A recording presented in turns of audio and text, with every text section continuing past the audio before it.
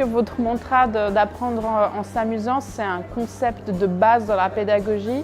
C'est pas une nouveauté en soi d'un point de vue théorique et en même temps c'est tellement d'actualité, on passe tellement de temps au travail qu'il faut que ça soit ludique et qu'on y voit une utilité en fait de s'investir dans la formation, et GameLearn permet clairement de s'amuser tout en apprenant.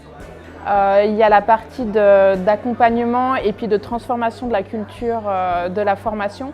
C'est vrai qu'habituellement, on a encore l'habitude de faire du 8-17 heures en présentiel, de faire beaucoup d'apports notionnels.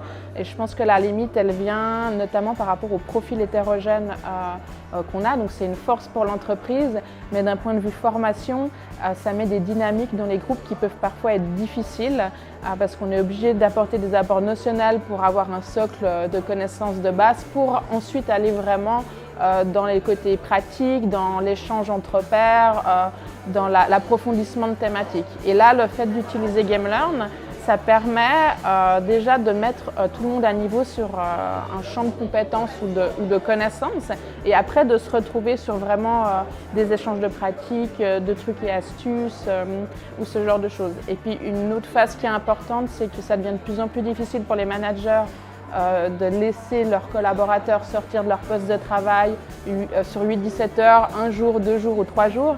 Et puis même pour les collaborateurs en termes de mode de consommation, ça devient un stress de se dire je dois aller en formation, je ne vais pas pouvoir travailler.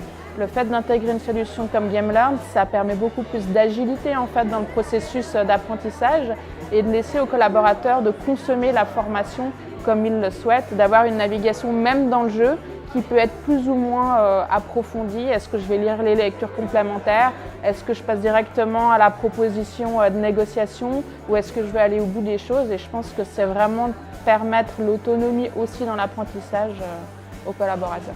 Donc on a fait plusieurs vagues de communication et notamment on a monté une timeline qui est dynamique en fait pour avoir une vision globale du dispositif hybride avec chacune des étapes qui renseigne la date, le lieu, l'objet, le public, est-ce qu'il y a des prérequis techniques ou ce genre de choses-là.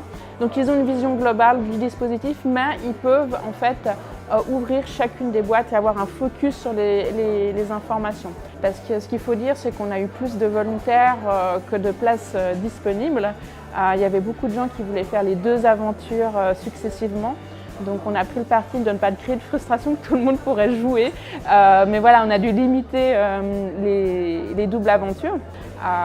J'ai énormément joué aux jeux vidéo, je me suis retrouvée dans cet environnement gamifiant avec du design qui est très bien réalisé. Donc ça m'a donné envie d'en savoir plus. Et puis pour débuter l'aventure Merchants, c'est de me dire mais vraiment il y a un contenu qui est profond derrière, c'est pas juste de la poudre aux yeux entre guillemets. On voit réellement qu'on travaille des thématiques et j'ai joué 2 heures hier soir et j'ai déjà une page de notes sur des choses que je vais garder en tête pour mener à bien des négociations.